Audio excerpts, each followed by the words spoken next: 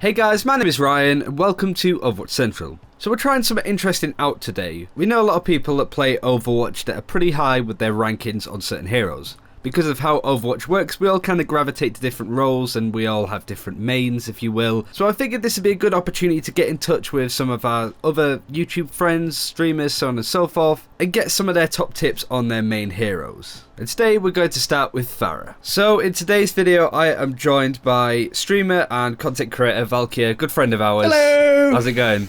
How's it going? Yeah, I'm alright, man. I'm good. Season 2's pretty much done and dusted at this point. I'm really interested to hear what was your sort of journey like? Like, how high did you get? What was your season high? Did you manage to reach top 500? Yeah, I did manage to reach top 500. I think at the peak it was at like 446. My season high was 3,964, pretty much only using Pharah. So the win rate was about 60% with Pharah. So not quite GM, but so yeah, that was my season high. So I'm happy that I made top 500. I didn't make it last season, but I probably could have done if I played more with the people I'm playing with this season. But yeah, it's good, but I like to aim high. That's a key thing I want to mention, actually. You sort of have a good group of people. You play a lot with Stylersa and a couple of your subs and friends. And really, has that been a difference to be able to climb to that height, would you say? Oh, man. For sure. Like, it's like, I always call it like a roulette. So you spin, when you solo queue, you spin this roulette, right? And you'll get the composition you're looking for, and then the last spin is like a Torb main who won't do anything, won't talk to anybody. Like, I don't really pick on like any mains because I play like an technically off meta hero, so that person who picks that hero might be good, but it's too much of a gamble. If not, you've got to nurse like 5 other people and you've got to stop them arguing, and it's so much better to at least queue with 2 or 3 others who you know that you could do what you're going to be doing rather than spending your time trying to, calm heated situations from people who were just arguing amongst each other, because that loses games. Yeah, and on the same wavelength as well. Yeah, for sure. Yeah, of course. Like, it's just like simple combos. If everybody on the team pushed and did the simple combos, you pretty much win games. It's not rocket science. It's just trying to get everybody on the same page. Like Numlock once said, as soon as everybody gets on the same page, you're pretty much winning games. So now we're going to talk about improving Pharah players. Like, what kind of advice would you give to somebody that wants to play a little bit more Pharah for Season 3? What kind of stuff would you feel needs to be thought out a little bit more before they jump into game? Stuff that isn't so obvious, I guess. First of all, I'd say know when it's time to back off. I'm not talking about changing heroes, but when you're in a fight, when you know you're going to become vulnerable, when you're getting too close to a Roadhog, you're like, it's time for me to back away, because if a Roadhog hooks you, that's it, it's game over. My top tips with Pharah is always, don't peek at the same area twice if there's hit scans. Unless you've got like a shield, like a Reinhardt shield, because if you peek and their crosshairs ready, all they got to do is click and it's like an instant hit, right? It's a calculation. So make sure that you don't peek twice in the same area. You got boost, right? So if you're shooting a McCree, you can shoot him from the left side. Then if there's a building, you can go over, then you can boost up and shoot him from above. And then he's looking above, and he doesn't actually know where you're going to be looking from next or peeking from next. So he's kind of a bit more confused than if you were just to keep shooting and peeking from the same direction. And also with Pharah, of course, one of the big things is predictions. You've really got to understand where somebody's going to go, how long the rockets take to travel somewhere, and knowing, right, this hero is low, he's going to start running for the health pack, and I know this because he's less than half health, so I'm going to start putting rockets towards the health pack, because most likely he's going to start running for it, and he's going to try and gamble that he's going to be able to get that health pack, unless he's going to run back somewhere else, and he'll still be low, so the team can follow up and chase him. But prediction is a big one. I think Pharah has obviously got a good height advantage, so you can do some great shot calling as well.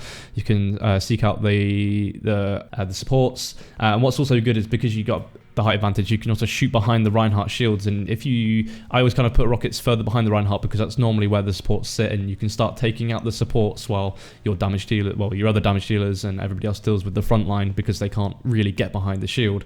So you're kind of doing damage and kind of confusing the enemy in 2 different ways, and it's just I'd say you've just got to, it's about practice and knowing when to back off and knowing how high your boost gets you and knowing when it's, like I say, when it's time to back off when you're a bit too deep into the fight and when you're too far in the open. Just don't go too much into the open. Like if you're flying up, make sure you have a backup plan, whether it be using your concussive blast against the wall, knowing, right, if I'm in danger here and I get to half health, I know that I can concussive blast to this area to safety and be able to get healed.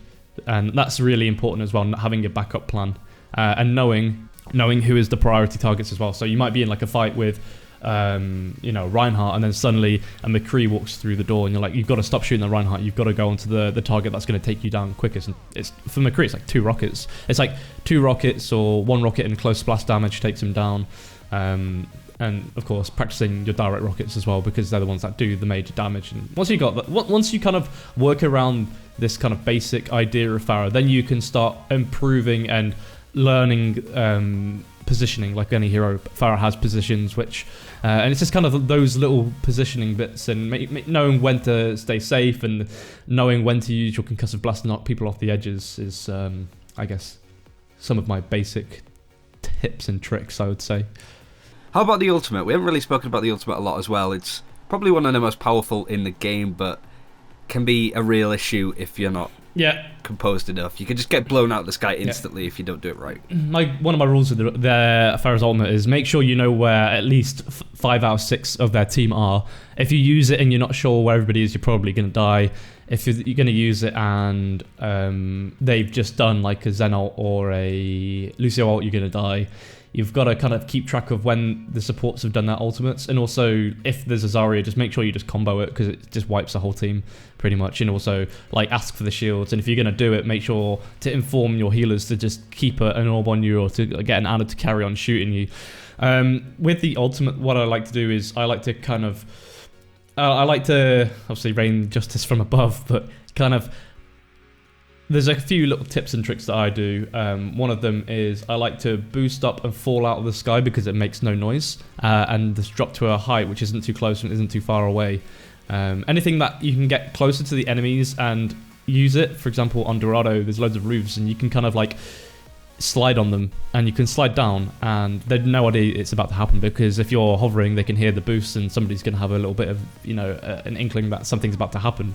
So being as quiet, when you press Q you stop in the air as well. Yeah, exactly. So it's like sort of hard brakes. Yeah, exactly. So you can literally wipe a whole team straight away. You've just got to be clever. You can use your flanking routes, use the houses, use the roofs to get around and kind of. There's always somewhere where you can get behind the enemy and do the ultimate. You've just got to be really, really careful with it. You've just got to know that my rule again. My other rule is that if I take down 2 to 3 enemies, I get taken out. That's pretty fine because you've got 5 others to follow up on you. I also sometimes blow my ultimate just on key targets like Zarya. At a point when we know she's got her ultimate, so we can take her down. She has to respawn. They have to delay their push. Even if I get taken out, it's still delaying their big ultimate. So priority targets as well, just wanting to do a load of damage, take them out, and also just using it to kind of stop people from pushing corners. You've got at higher levels, it's harder to kind of do these like close 6-man, sextuple kills. So you've just kind of got to use it a bit more wisely and use it to kind of zone. You can use it for zoning as well, really. So yeah, that's kind of the ultimate usage. Throughout the majority of the season, only until the tail end when these major buffs came through for Pharah, she was sort of out of favour, but you still managed to do work with her. What was that like? What was it like to try and play a hero that wasn't as good as some others, but still useful in her own right? The first challenge is as soon as you pick the hero, it's like picking any off-meta hero. You just get the people on your own team like, oh, but they have a McCree. Oh, but these guys have a soldier and he's really good. Or it's just like, of course, but every hero has a counter, so it's just about how you deal with that counter. So if you're competent with that hero, you make sure that you don't just go into the line of sights with the McCrees or the soldiers, because you are going to just get taken down. It's not hard to understand that. So you've just got to be clever about how you play. So when I pick Pharah and people start complaining, and then normally within the first half of the game they just shut up and just let me play because I've either stomped the team really hard or it doesn't work out because, you know, not saying that Pharah works in every situation. I've played Pharah for like 1 million hours and, you know, I've done pretty well, and I was at my peak I was on the leaderboard the second best ranked Pharah in Europe or wherever it is. So I've got some sort of weight behind why I choose Pharah and why I play Pharah, and I have fun with Pharah. It's just a fun hero. It's, you know, it's yeah, that's the problem, is always your team to begin with. But if you're with a team, if you're 4-stacking, but it doesn't actually, it's a little bit better because it's when you're in a 4-stack, you're more aligned in what you're going to be doing. So when you pick a hero, the kind of the two don't really say anything, which is good. So what do you think about her now? Not just about Pharah, but also with Soldier getting buffed as well. What are your sort of stances on it? Do you think Pharah's better? Do you think it's going to be a lot more difficult to play as Pharah now that you've got all of this hit scan coming back? Whereabouts would you place her when it comes to how viable she is? Is she better or is she worse than she was before? I mean, she's had a buff, that's for sure. For me, I can get out of situations a little bit easier. So first of all, her minimum splash damage has been increased. There's also 0% knockback, but honestly, I haven't even really noticed or seen anything with that. It hasn't changed the way I play or hit rockets at all. And also I think it was 35 or 25% lift boost, which has been probably one of the best things I have played with Pharah for a while. Because it just means that when you're off the edge of maps and you're like, right, I'm dead, because you know you haven't got enough boost to get back up onto the ledge, then you can. And also you can just kind of float up to places a little bit easier. So that was without using boosts. Yeah. So it was quite like a nice change. And also, if you're good with Pharah, you can literally fly forever now. You can just go around and not touch the floor. Not that helps, but it's just good. It basically means you can kind of get up to like part of the height of your shift boost with just your spacebar or your right click, which is nice. Obviously a bit slower, but it definitely helps you get out the way a little bit more. But with against like the Soldier, so the difference between Soldier and McCree, of course, is McCree has 6 bullets and he's got to be super accurate, does more damage, but Soldier can kind of spray a bit longer, so you got to keep yourself covered a bit more. And now with his damage buff, it's obviously a bit of a problem too. So Soldier is probably on the same level, if not a bit more of a threat than McCree, but it's, again, like if you're just going to show yourself out in the open, whatever hero you are, you're just going to get pummeled with bullets. So it's just about how you play that hero and how you kind of work around the other heroes, especially with the hit scans. So what would you say is one tip that you've been given or thought of yourself that has helped you out the most? Not just in terms of playing Pharah, but playing ranked at a high level like that as well. It's not so much a tip as well, it is a tip, but it's not so much something I didn't know. But it's just talking in team. It's a game based off communication. So without communication, it gets very difficult. At a higher level, you might find some people might not join team chat because they say, well, we should all know what we're doing. But that still doesn't mean they shouldn't join the team chat in case there's a flanker or there's something going on. So just a tip that has definitely been something which I've taken on board, and I make sure that I influence other people on the team to do, is communicate. If you've got a microphone, like I'm always on there saying hello, and if not, typing in the team chat saying, can you guys join the voice, even if they're just listening, because it's just important that, just to say, when ultis are going to be combined, when the pushes are about to happen, because, at any level, if you're not in the voice chat and you're like, right, we're going to delay the push just a second, and Lucio pushes in on his own because he's not in the team chat or, whatever, it can really affect how the game gets played. So I guess be nice to people, don't tilt, and use the voice chat. Nice. And finally, just give yourself a quick plug. Where can people find out more about you and your stream as well? Oh yeah, so you can find me on twitch.tv/Valkia playing Pharah or some other heroes if Pharah's not working out.